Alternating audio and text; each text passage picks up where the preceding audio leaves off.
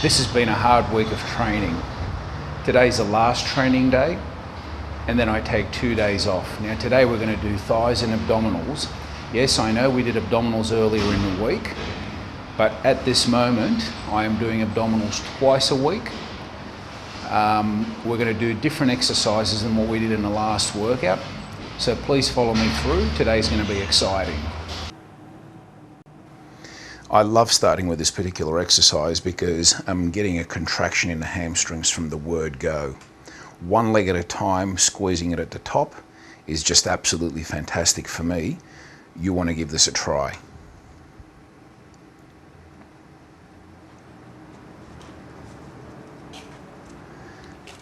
Same for the front of the thigh, you know, one-legged leg extensions, works each thigh separately, which really prepares it for what's coming next. We always start light and work up. Now, this is a laying leg curl, which now is a basic movement. So I've already contracted the muscle severely, and now I'm moving back and forth between both movements, and you can see the back of the hamstring here looks like it's going to jump out any second.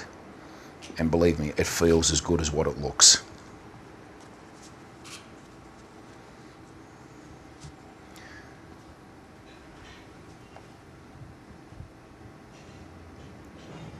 Single leg extensions now, we're starting to pile on the weight and the muscle is getting a nice contraction.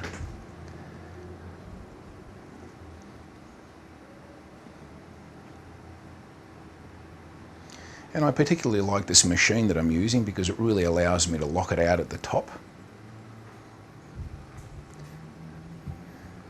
And back to the laying leg curls.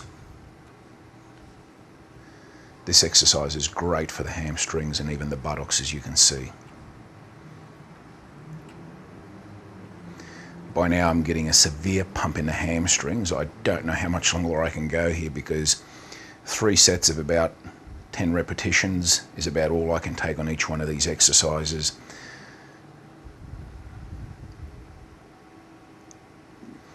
Again, I could use a lot more weight than this, but that's not the point of the workout. Some of my best growth has occurred by lowering the weights, slowing the movement down, and really contracting. I didn't always have buttocks and hamstrings that look like this. And that's because I was generally going too heavy. You know, then we finish off with squats here. The legs are already pre-exhausted.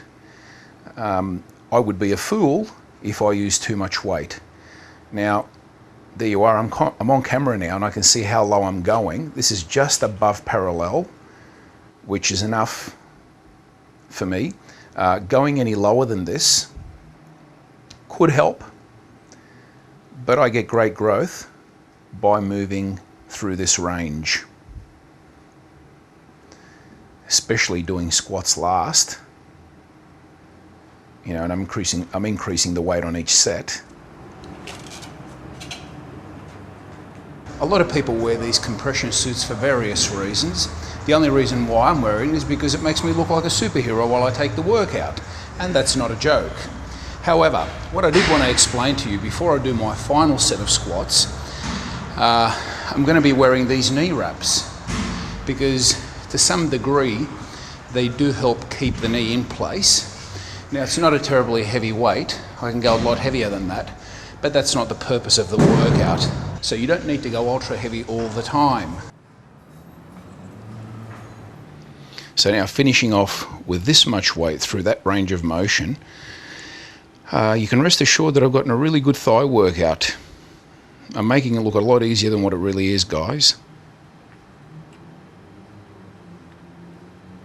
This was a good workout. Now, you know, you've got to be a real daredevil to do this after what I've just done, but this exercise is a must-do if you want those buttocks and hamstrings and also the separation in your thighs. This is one version of the lunge, which is called the walking lunge. There are other times when I do dumbbell lunges or I do this particular exercise while I'm standing still in front of the squat rack.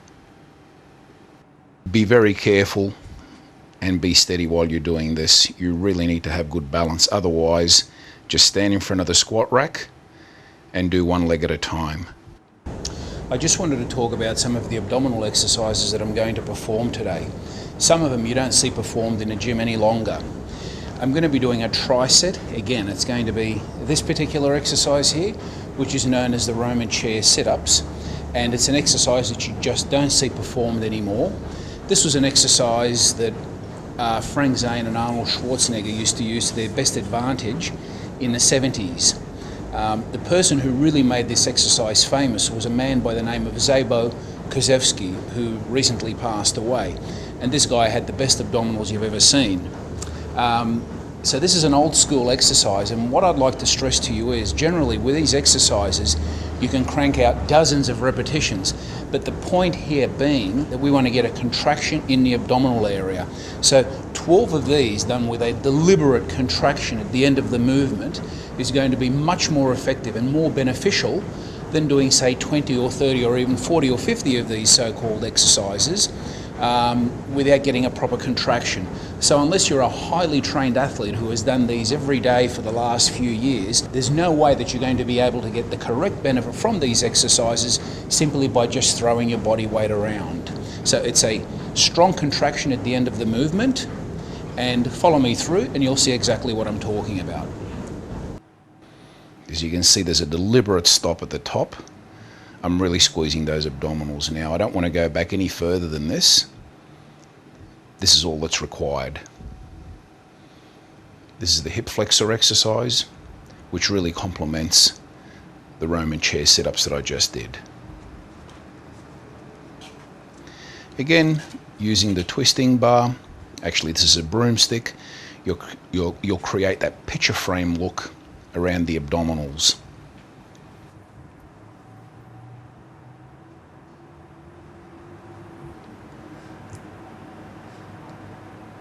And trust me, this is particularly hard after the leg workout.